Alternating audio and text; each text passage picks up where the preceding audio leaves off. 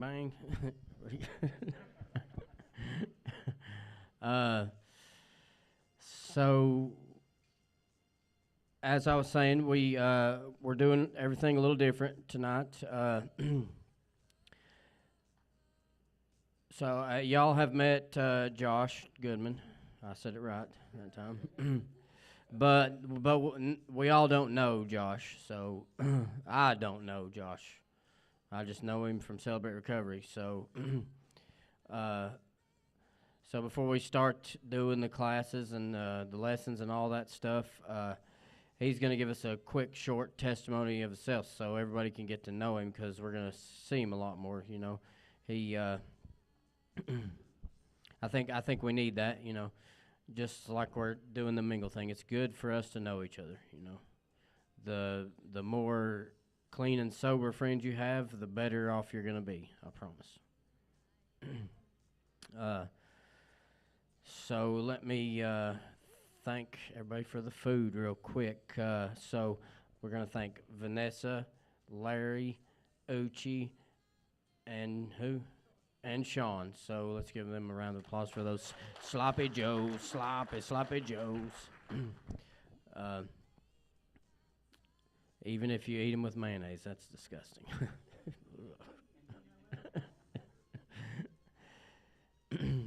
So how many people in here like mayonnaise? Jesus Christ. Well, I'll pray for you. You missed it. Do you like mayonnaise? All right, amen. uh,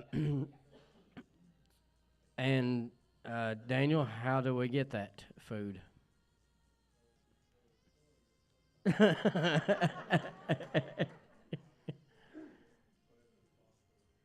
Okay, did everybody hear what he said? For the live stream purpose, he said you can go to the store and get it sometimes, but for here we have a donation box in the back, in the corner. Anything helps with everything we do here, so we appreciate that much. I think Sonia has something to say real quick, so I'm going to hand over the mic to Sonia and let her speak for a minute. A warm welcome for Sonia. So I don't get up here very often, but as Joey and Katie were talking about coming together as one, the Lord spoke to me. And when the Lord speaks to you and tells you to do something, you do it. So last night I heard a preacher, and he was talking about having unity. And the way to get people saved is for the churches to come together in one, and we'll start seeing more people saved. So what hit me was that's how we need to be with our recovery groups. You know, it doesn't need to be about just True Purpose, just about JCAP, just about Women at the Well, just about Adam Smith's, Roy McGee, is it Second Chance? Who else? You know, there's plenty of other places. And, you know, what is the final thing that we all want to do? We want to see people get sober. We want to see them with God. And there are programs that are not, you know, they don't look at God. But you have to have God to have sobriety. And those programs that work with God and pray to God, you know, let's talk and be one, guys, because I want to see all these people out in the county, out in Sevier County, all around. I want to see sobriety. And that's all I want, and I think that's what everybody wants, is just sobriety. So that's what I had to say.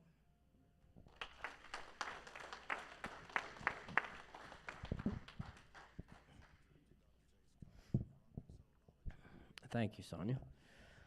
Uh, and I agree. I agree with her. Unity is big. It's a big deal, and that's what we're trying to do. And I hope we accomplish that with the help of Josh and Katie. I'm glad you're here too. By the way, I was worried. I ain't gonna lie, but she showed up, so that's awesome. Uh, my sobriety, I don't think would have came to me without putting God in it. So it's a big deal to me. And people that don't even come to the Celebrate Recovery watch. They watch us, I promise. And if it's just changed a couple lives by them live streaming and watching it, amen. You know, amen to that. I get I get random messages all the time about it, about how, hey, I see you on Celebrate Recovery. I love watching that. You know, people I don't know, people that don't live in Cocke County, people that don't live in Sevier County. So people do watch us, and I enjoy this, and I think I'll enjoy it even more if we all get to know each other. So I love you guys. 3 people said it back. I mean, I'm happy one person did, and I know that was my brother. Oh, thank you, little dude. He said, meh. Oh, he said, nah. Nah. All right, so let's move along and do this chip ceremony. You want to, John? I'm just kidding. Josh Goodman. Y'all can clap for him. It's all right. We know him. You ain't got to clap. Oh, real fast. I always do a little tidbit, but just so you know, so this was supposed to happen this whole day. And the devil knows that. Satan knows it, because I've been sick as a dog since Sunday. I mean, like old Yeller sick. Pow, pow. You know? You think I'm kidding? I haven't able to get up and do nothing. Like, luckily, I went to Walmart last night, got them some stuff for lunches, and they was about to starve today. Like, it was that bad. But I'm still coming in. I still got a little sore throat, whatever. Hopefully I won't cough on you. It'll be okay. We'll pray it off. But, man, that's when I know when we got struggles and stuff continue to happen, you know, just attacks and attacks and attacks, it's because we're fixing to grow. And the devil sees that, and he's trying to hit us hard. And he ain't going to keep me down. I'd have rolled in here sick as a dog. Y'all just had me sniffling and everything else, but I'd have done it. I'd have brought some sanitizer for the mic, though. He don't care. Well, thanks, Joey. Appreciate that afterwards.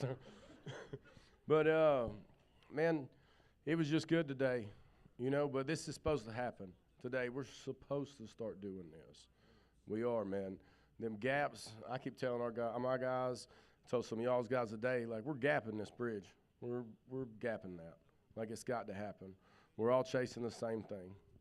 But let's do these chips real quick. So, anybody here, first timer, want to start their journey to recovery? No first timers? Come on. She got your chip. This is our new guy. We just got him last night. We got one back there too. Who? Oh, yeah.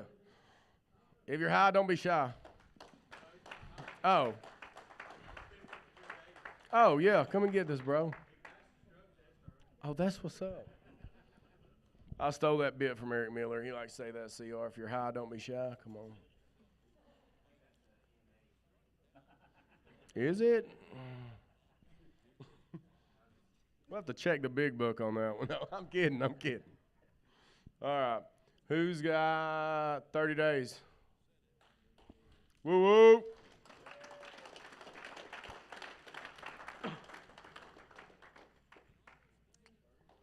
Yeah. Darren, our other driver. All right. I thank Jesus for drivers, just so y'all know. Yeah, I think I'm joking. I don't know if y'all have ever had to take 5 job sites in one van. Whoa. You get done about 9 o'clock and you leave at 7. Exactly. All right, who's got 60 days? Hold on, what I skip? No, I didn't skip nothing. I skipped some. 60 days? No. 90 days? 4 months. I ain't doing days, baby. So, who does those sentences? 5 months? 6 months? Man, I know some of my dudes got some. 7 months? It's coming. 8 months? 2 days? We don't do fronts? Oh, well, that's okay. Sure. I figured it'd just hold you accountable for the next 2 days, but it's cool. 7 months? I think I said that. 8 months? 9? Well, they won't let me do.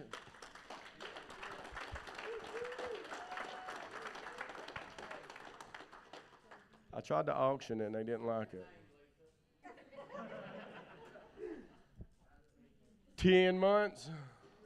Hey.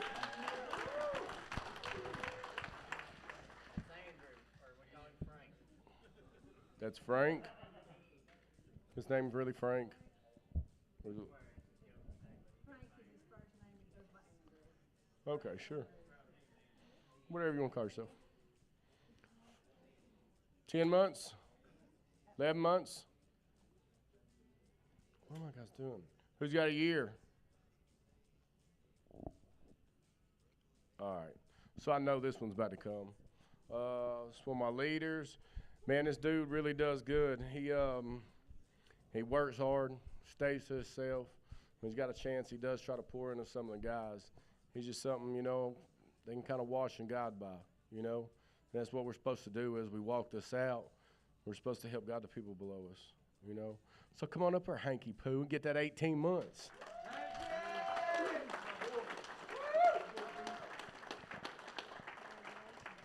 Give me that, son. Don't leave me hanging. Golly. Hanky Poo. He can do splits, too, just so y'all know.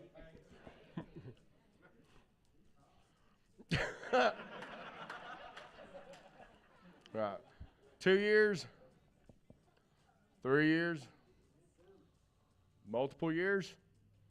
No hands? No hands? Everybody come back and get a picture. Stay away from the electronics. Oh, I hope this thing's long today.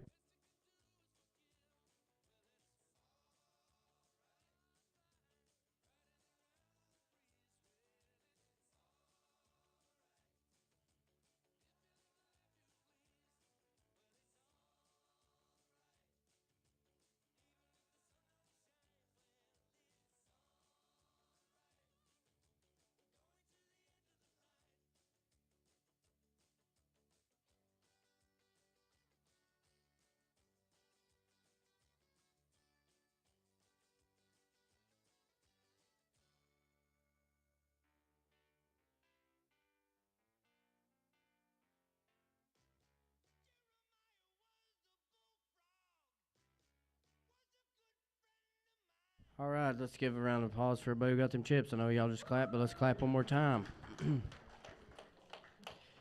To be honest, I don't know why I even got back up here because. Oh, okay. All right, everybody. So give a warm welcome to John Goodman. Well, I know. I see this, Bo. We need to know what kind of offering you need to get a cordless microphone. I'll make that happen. You want it? Oh, I can get you one. Probably. Actually, you talking about that thing on my head? No, I'll chalk that, dog. No. Me and James only in sync at the house and the kitchen. Y'all just don't even know. All right, so I'm going to pray real quick before I get this started. Lord, I ask that you come in here and just help me say what's needed to say, Holy Spirit. I ask that you keep everybody's ears open. And ask that as I go through this testimony that everybody just sees where you came into my life and how you just helped and guided through everything that I've been through. And it show how the choices that I make got me down a dark path and that you still reach out and grab us no matter what. Amen. So I'm not going to do a whole testimony.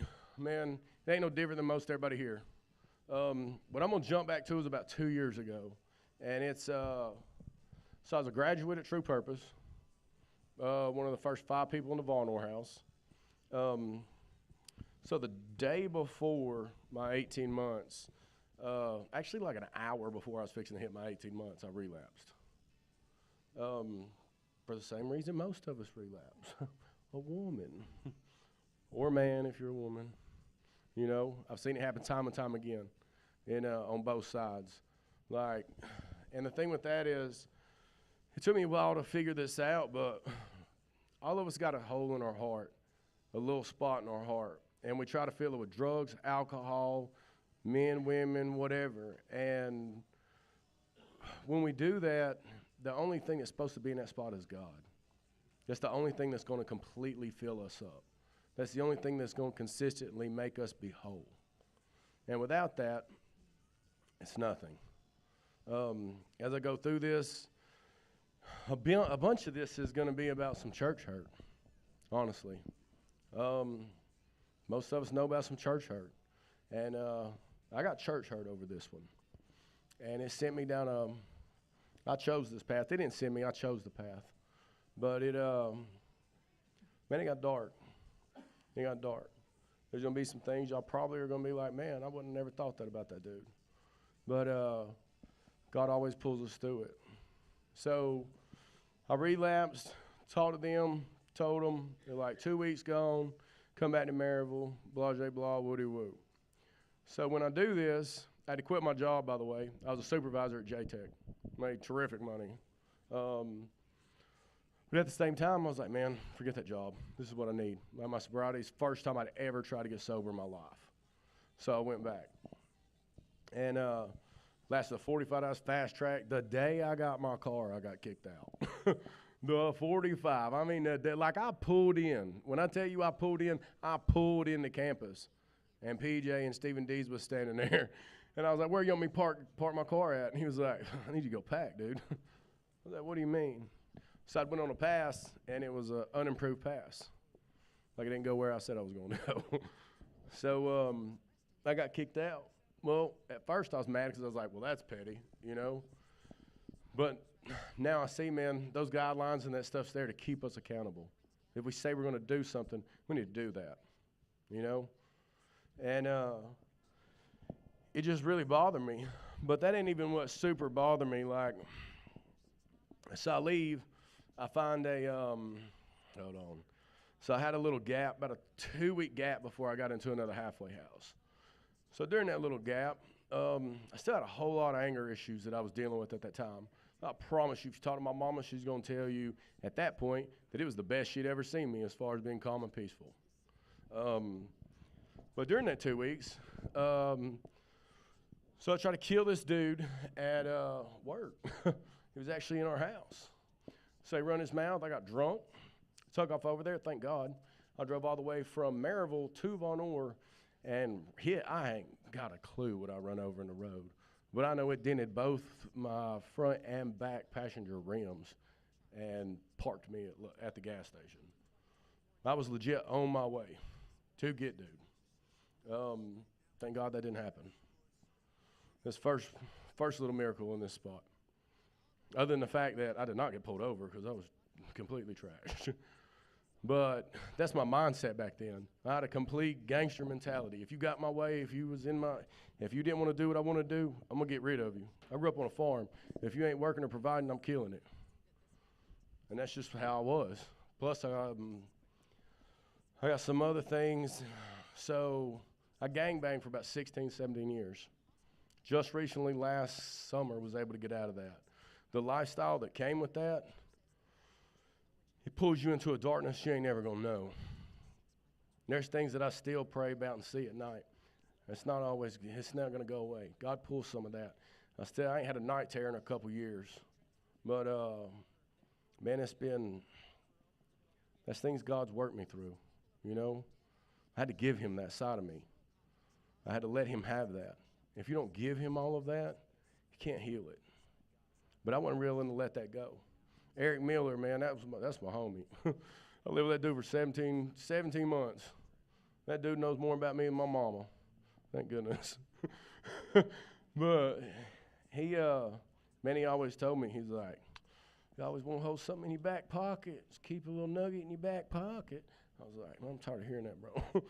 You know, I get mad about it, but he was right. I wanted to keep that mentality. I wanted to keep that, I'm going to run it, and I'm going to run everything around me. And that's not a Christian lifestyle, you know. And I did good until, like I said, I took it, church hurt, and it hurt. I mean, it did. Because a lot of people kind of pushed me away at the same time. You know, they didn't even know about all that other mess that happened. It was just, you know, we kind of get weary when people leave. Because, you know, we don't know whether or not they're staying sober, this or that. And I did that for a little while. Like I said, I got into another halfway house, and it was non-Christian based. I knew how to stay sober, you know. I knew how to stay sober. I just stayed busy. I woke up at 5 a.m., and from 5 a.m., I'm going to work. As soon as I get off work, I'm going straight to the gym. As soon as I get done at the gym, I'm going straight to go eat, and then I'm going to bed. And then I'm getting back up at 5 a.m., I'm doing it again. If I stayed on my rotation, I was fine until something happens. And when it happens, every time I pick a bottle over anything, any day of the week. And man, to me, a bottle opens up a whole nother side of you. It does for me. My mom and sister had a whole nother name for that person. And he was just raw and ruthless. And didn't care who I hurt, didn't care who was around, didn't care who was seen it. Man, my daughter, she's 16. I just saw her last winter for the first time in 6 years. Because I scared her. It didn't have nothing to do with her. But, man, there's some things your kids shouldn't see you do. And it's going to be hard. I'm going to have to deal with that one day. I'm going to sit down and talk to her about that. But it's, I don't stress that situation either. I know for a fact God's got his hand on it. God knows that's something that I want in my heart. And I talked to these guys the other day, man. They're teaching me how to be a dad to her. The things I know ain't what I need to teach her at all. But again, man, God changes your heart. These dudes wear me down, but God's put me in this place not only just to help them, they help me every single day. Every day. Don't ever think nobody can't help you. Anybody and everybody you meet needs to be a lesson. It's either going to be a lesson or a blessing, one or the other. Hopefully a blessing. If it's a lesson, hopefully it's a good one or a fast one. I pray for that over everybody. Like, I try to pinpoint those things out, especially in life. You know, I feel like I've wasted too much time sometimes. I'm like, man, I wasted a lot of time doing this and chasing the wrong things in life. But did I really? Because now I can pour into people. I went to JCAP today, y'all. And, man, thank you fellas, by the way, woo-woo. We had a good time, sat there and talked to them for a couple hours. Man, that's needed. I got to talk with them. They got to talk to me, you know, and we just got to kind of know each other. That's what we need to do here, you know. We ain't going to know each other if we don't talk. And hopefully I'm allowed to come back and go back up there again. I really enjoy that. I like talking to other people and being able to push each other, you know. We was talking about that in there today. Iron sharpens iron. We're supposed to sharpen each other. We ain't always going to be happy, giddy, and on the mountain. But in my experience, most of the time when you're in the valley is where God's going to reach his hand out, and he's going to be beside you the whole time. You just don't know it until you get to the mountain. Then you got to climb it. But so as I go through this thing, I get to this it's called New Opportunities. So I'm doing my first little 2-week blackout. This, hold on a second.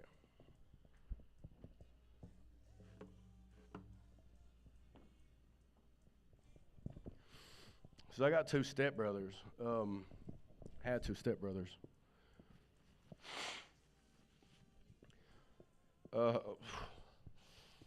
So I was there about 2 weeks, and my older brother was killed, hit by a train. Like when they called and told me, I was like, who shot him? You know, because we wild out there. I taught him the wrong thing. Like that's what we did. We kicked indoors and did the most. And I taught him that. He'd been out 30 days from beating a murder charge. So, you know, I was sitting back waiting. I was waiting for that to die down. Because in my mind, man, I'm getting you, bro. You kill my brother, I'm getting you. My brother walked those tracks every day. And we ended up finding out, man, he was just high. But at the same time, that sat on me hard for a while. Because we either got along or we didn't. And before I went to True Purpose and got sober and all that, I went and saw him just before I relapsed. And he was in jail. And I was like, man, I'm going to go see him. The time before that, the last time I saw him was I was standing there with a gun to his head, fixing to shoot him. And my little brother got in between us. And I poured into him and went to the jail. He's like, bro, you changed. He's like, there's something different. He was like, how'd I get that? So I was supposed to be there when he got out and go pick him up and try to bring him to True Purpose. That's when I had my relapse. I let that sit on me for a long time. But man, I don't get to make those decisions. God does. So there's a reason or a point through it. But man, I let that tip me all the way off the edge. All the way off the edge. I don't know if you've ever had to do a eulogy for a family member. It's tough. It's tough. So I get through, kind of swing it through that. I'm hiding my drinking super well at this point, you know. Like I said, I stayed moving. I stayed gone. So, man, when I come home, they didn't even bother me or pay attention to me. They're like, man, this dude just works and works out and pays his rent. You know, leave him alone. Leave him be.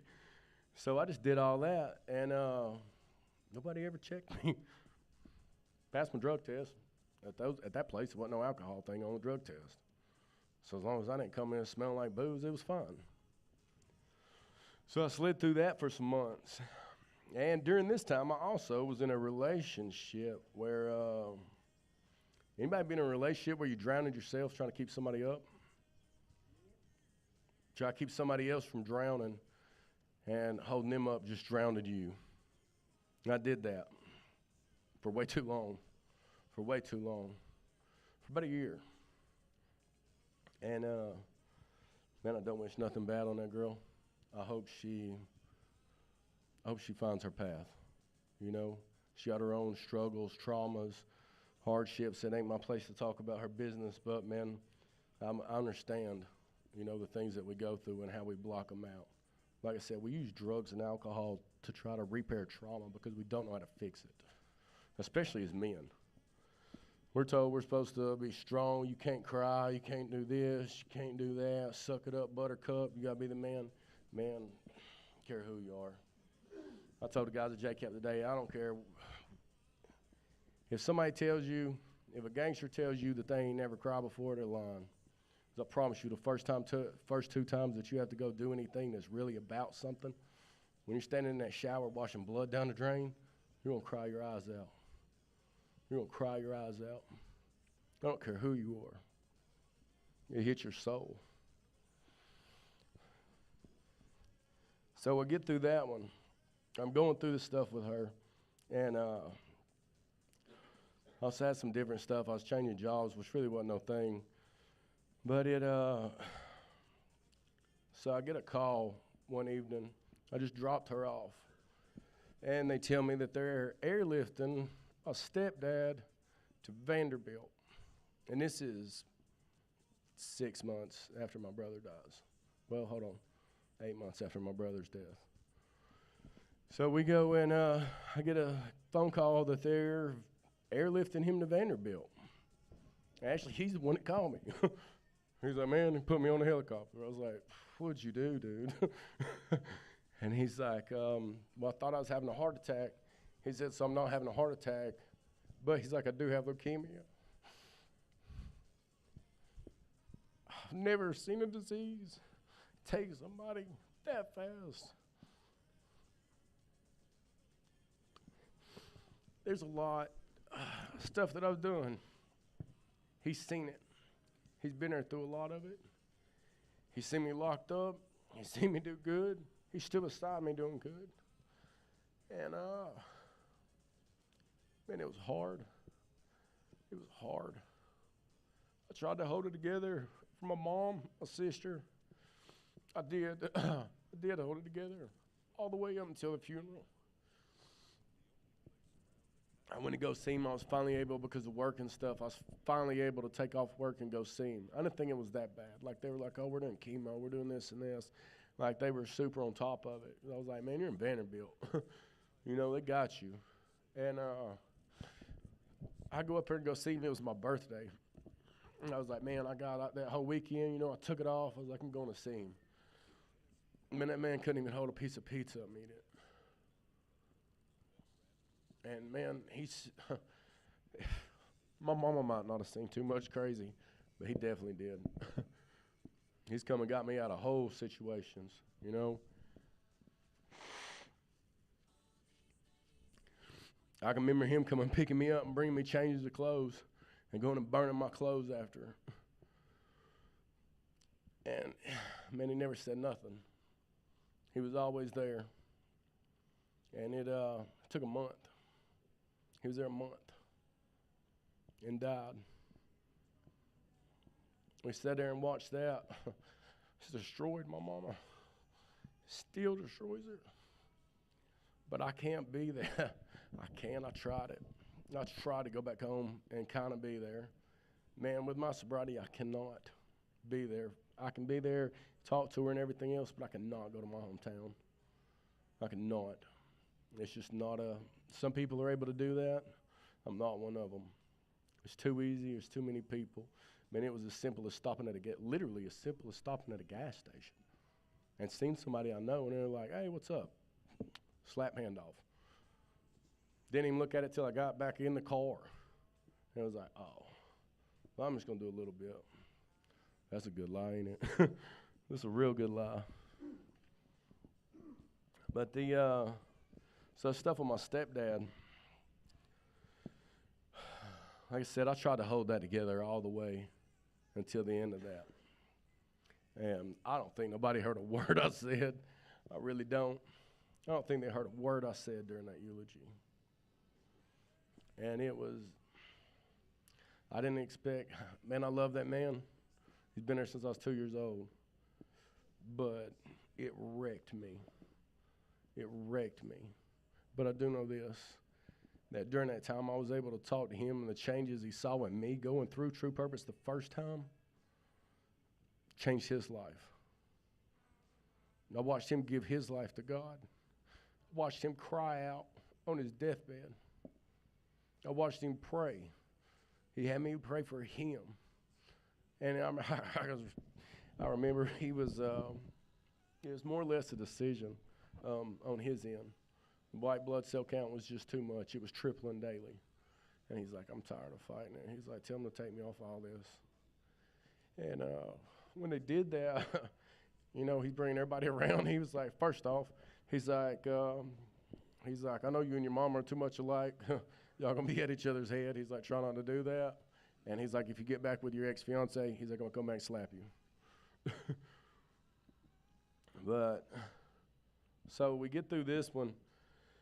I'm still staying in, somebody catch me on time too whenever I get close. Just flag me down or whatever. I didn't bring a watch.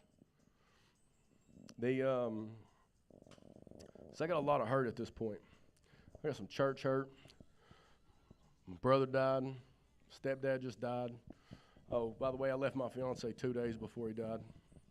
That was the best thing I could have done.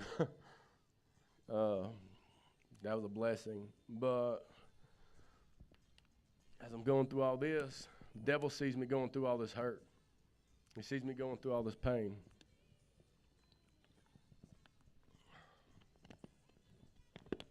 So this one here, hopefully y'all can understand. With this one, you're going to see how it doesn't matter how far you go, God can bring you through it. It doesn't matter how far you step away, He still loves you. Once you're a child of God, you're a child of God. So I'm in this a couple months after my stepdad's death. So I go to this tattoo shop with a buddy of mine. Meet this woman, normal conversation, bro. She had dreadlocks. I was like, I like your dreads. She's got like you. Long story short, this woman is a satanic shaman. Like, full legit satanic shaman. She's not just that. She had a blood-binding marriage to a demon.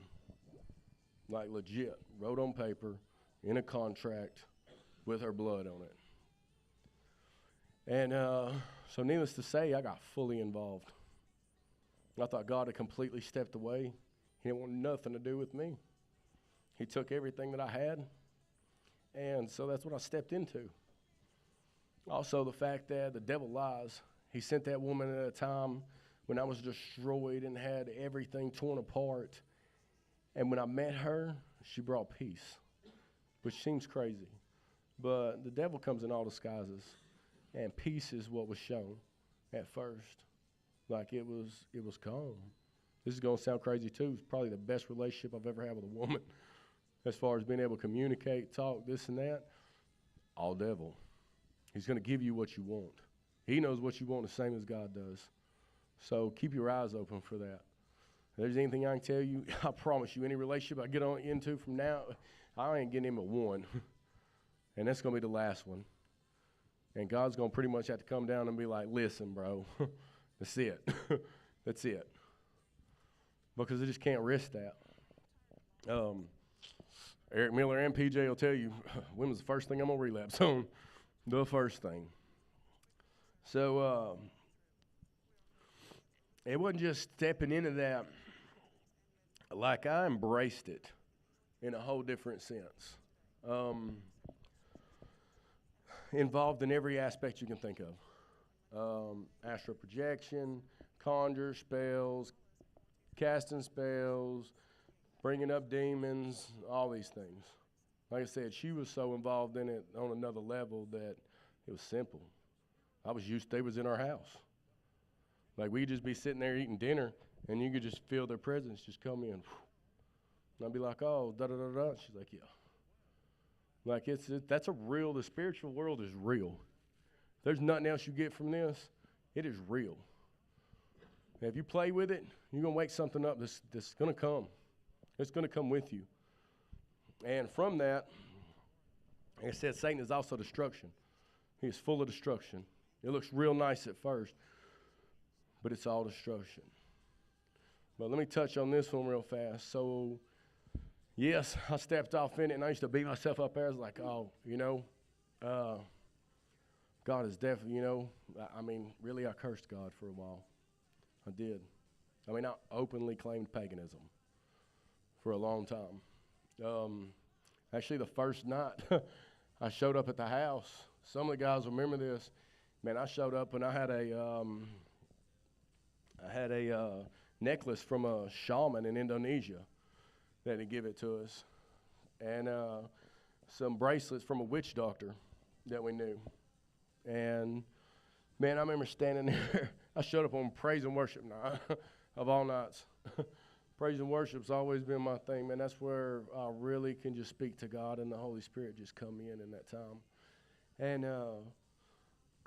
I can remember standing there praying. These dudes probably thought I was crazy. It probably seemed like it. So we got this song playing, and I'm standing there praying. If y'all don't believe in tongues, I'll pray for you. And then I'll pray for you to get them, because they're powerful. So I'm standing there, and I start praying in tongues. And, man, I can just feel myself pulling down. I can feel the weight of that necklace on my neck. I can feel my wrist just dragging. And I had to take them off right then and throw them down. It was just take it off. Those are not my chains to carry. Those are things I picked up on a path of being hurt and destruction happening. And in those times, and instead of chasing God, I turned. But none of that matters to him. He reached back out, grabbed me out of that hole, and pulled me to this place I am now. Not only did he pull me from this place I am now, the devil kind of messed up. He kind of messed up because all he did was show me a whole bunch of weapons he's got and how to use them. And because of that, now I get to help with deliverances. I've helped with 2 deliverances for 2 of my brothers. It's powerful. It's real. You know, I knew there was demons and angels and everything else, but I know how powerful demons actually are in this world. How the small things, there is such small things. So I'm going to throw y'all a piece of this one out real quick. How many of y'all blow out candles for your birthday? Everybody? Yeah? It's witchcraft. It's witchcraft.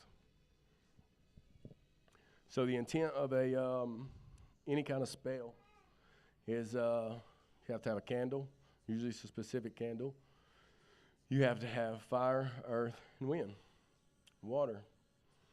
When you blow out, anytime you blow breath, there's moisture in your breath, there's life in your breath. Paganism and witchcraft believe the same thing that's in this Bible. They do not deny it. We are made of dirt. So anytime you breathe on anything, you cast an entire spell when you blow a fire out. And the intent that you put in your mind in it, it's a spell. Blew my mind too. Blew my mind too. I got a whole nother little lesson. Hopefully I'll do it at some point. With a bunch of little things that you just wouldn't expect that to be an actual fact. But things like that, my eyes were not open to until that point. Until going through all this. Like, I mean, it was amazing. It opened. I've been saved and did all this other stuff and this and that.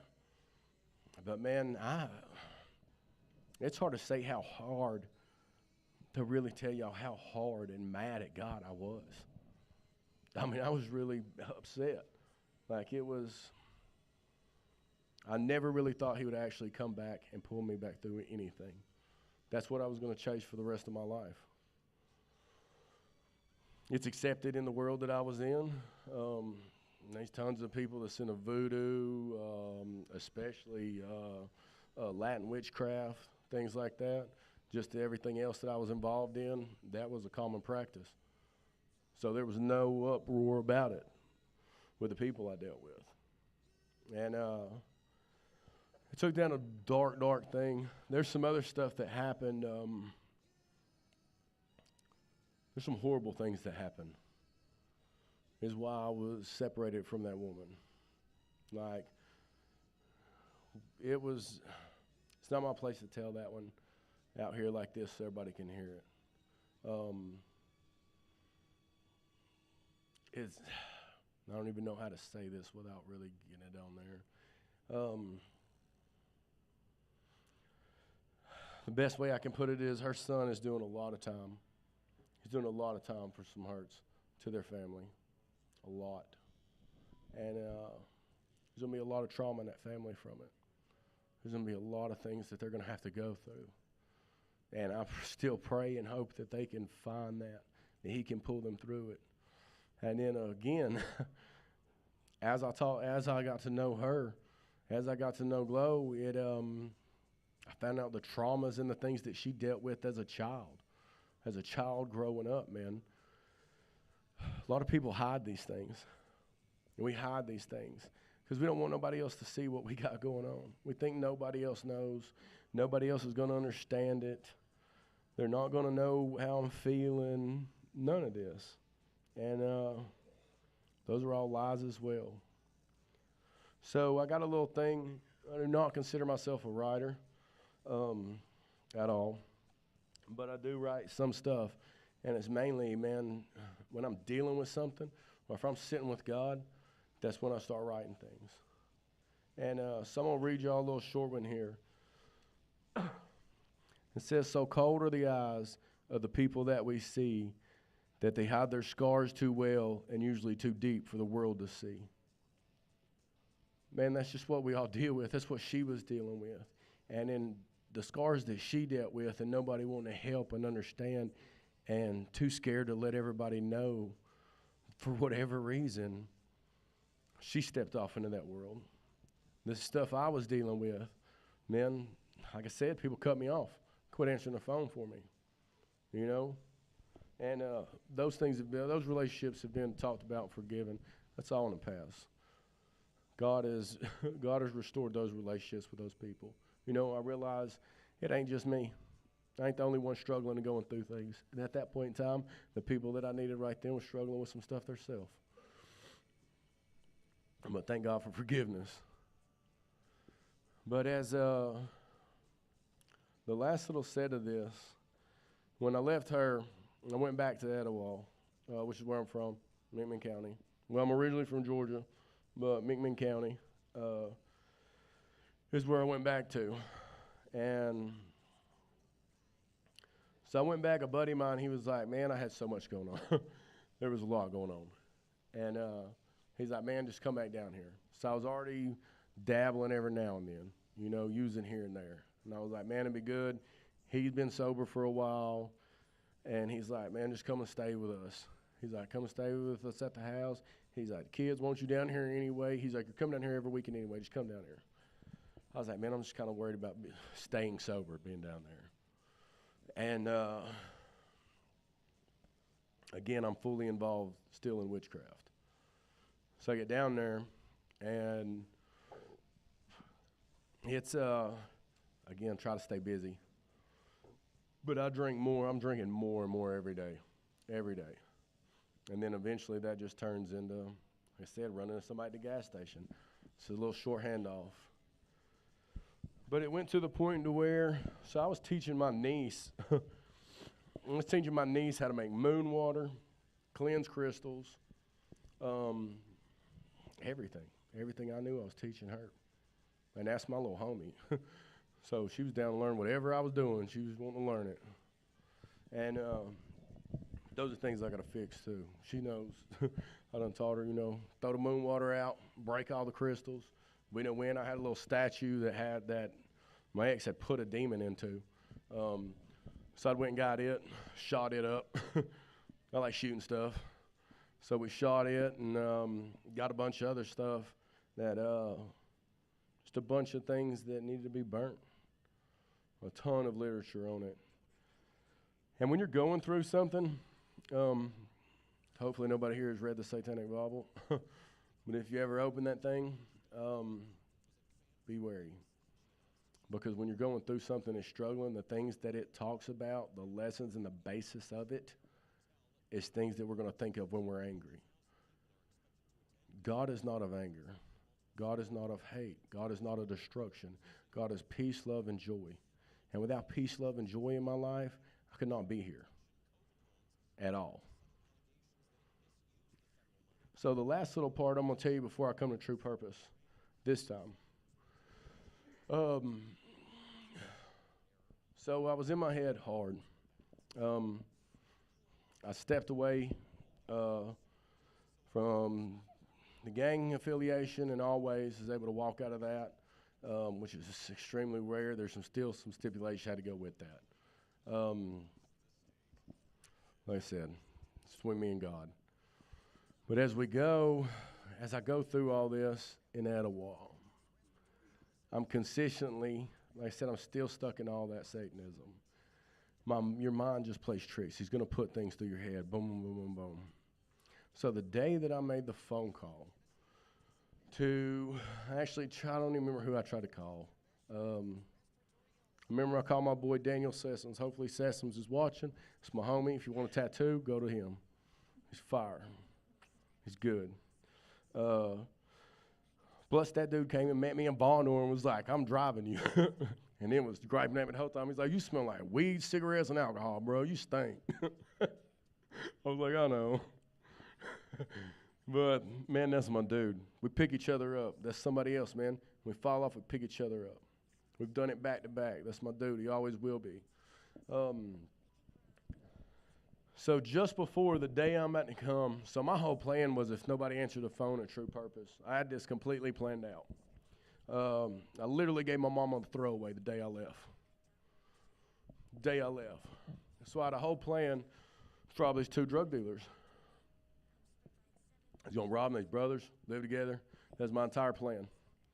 There's no way that this would not have happened without killing both of them. That's what was going to have to happen. And so the whole thing was playing out in my head. But he didn't answer the phone for me. My full intent that evening was to go shoot both of them, steal their money and their drugs, and take off to Texas and start over out there.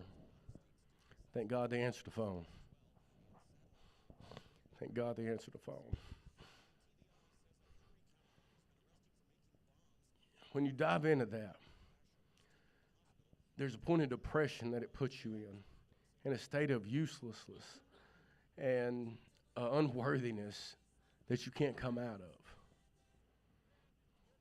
But thank God that it doesn't matter how far away you walk away from him, whatever you do, that he's still there to reach out and grab your hand. So the point in all that, there's pieces you can see as I step through this where I chose the wrong side and then God reached out and snatched me out of them every time. I got way more than that. Way more than that. I'm not supposed to be walking. I was supposed to be paralyzed when I was 18. Shattered 3 discs, twisted my spine, pulled 34 pieces of bone fragment off my spinal cord, this leg. Oh, this is another dude I tried to stab. Run into the car, shattered my tibia on the way to the car to get the knife. But from all that, every time God sat me down on that, that was God sitting me down. I got way too haughty, way too cocky, everything else. I was turning a bad point in my life right then. I thought it was great, but God sat me down. And I also thank God for that amount of time, because when I shattered my leg, I didn't have any other choice but to go back home. And that was probably 8 months before my stepdad got diagnosed with leukemia.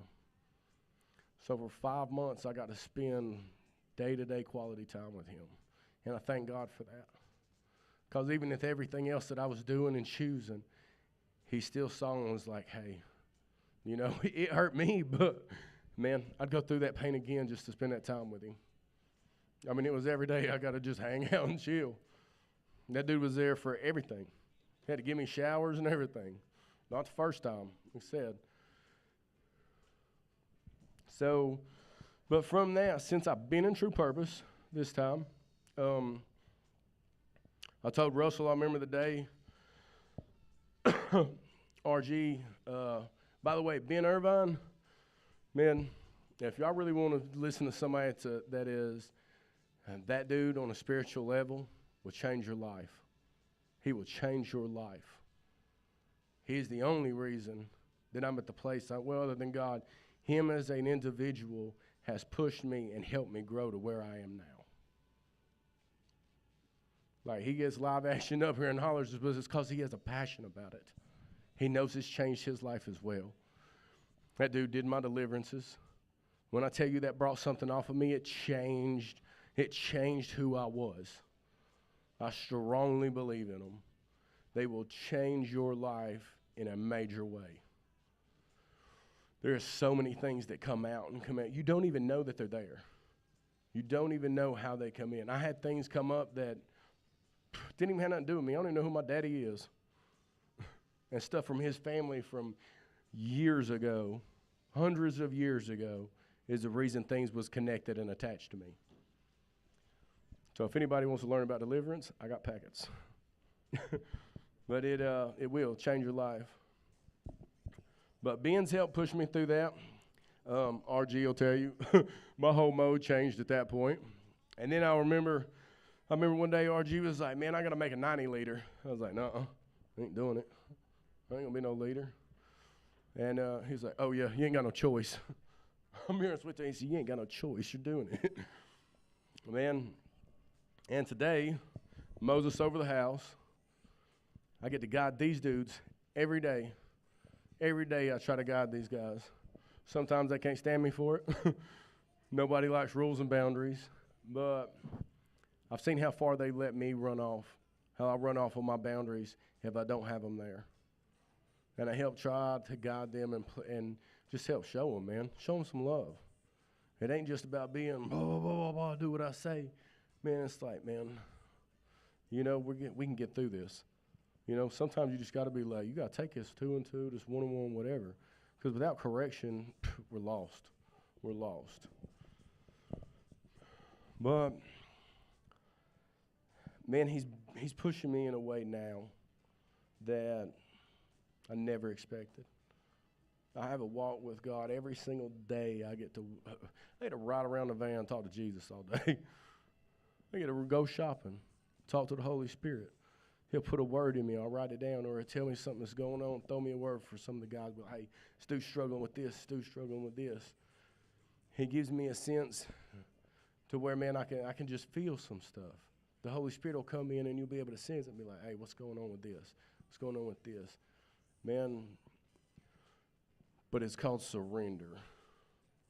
I had to completely surrender myself in every way. Every way. I let him think.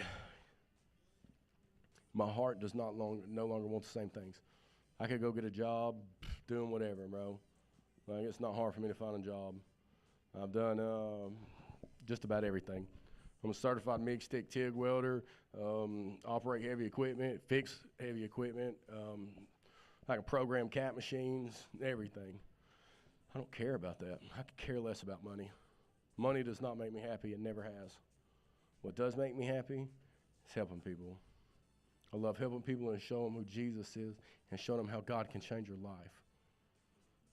And if there's nothing else I hope y'all see out of this, is it really, however far, once you give God your heart, he does not leave you.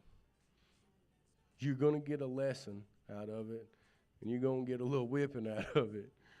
But he doesn't completely leave you. He's always there. And he will always reach down and pull you out of that. Thank you.